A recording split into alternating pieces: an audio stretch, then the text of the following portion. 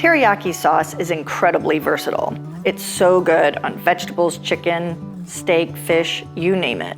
Hi guys, I'm Madeline here at Lakeside Table, and if you like to eat mouth-watering, fabulous food that's fast and easy to make, then hit the subscribe button because that's exactly what we do here. And right now we're making teriyaki sauce with just a few ingredients you probably already have in your pantry.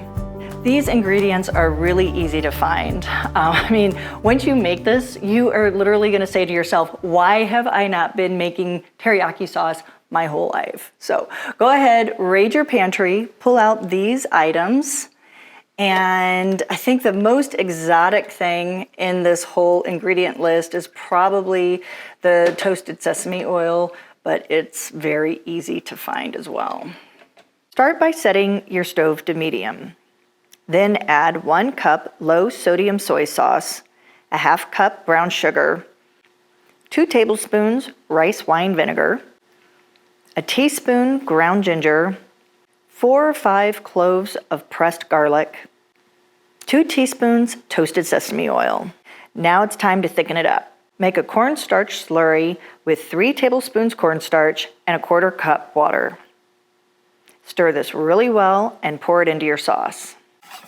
You want to continue to whisk the sauce so you don't get any clumps in it. And then as soon as the sauce comes up to a boil, go ahead and turn your heat down to a simmer, and then you're ready to add your sesame seeds. Now these sesame seeds are toasted, and if you don't have toasted sesame seeds, that is totally okay.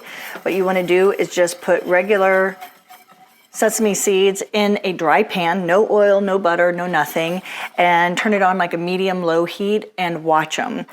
Do not take your eyes off your sesame seeds because they will burn in a heartbeat. This is the consistency we're looking for. And I love the sesame seeds in here. They give a great little crunch. All right, let's give this guy a go. That just makes your mouth sing. Talk about a real punch of flavor. You can really taste the ginger and the garlic, but what really makes this sauce, I think, is the toasted sesame oil. I'm gonna start drooling here, it's so good. I love this sauce over steamed vegetables, chicken, seafood, steak, pork, you name it, it's so good, either as a marinade or just kind of toss it in afterwards, so nice. The other really cool thing about this sauce is that it will last for up to a year in your refrigerator. Honestly, in our house, it only lasts about a month because we eat it that fast. So definitely check out the sauce and make it and keep it in your fridge and you will love it. So thanks for hanging out with me here at Lakeside Table. Go ahead, like, subscribe, stick around for some more videos, and I will see you soon. Bye guys.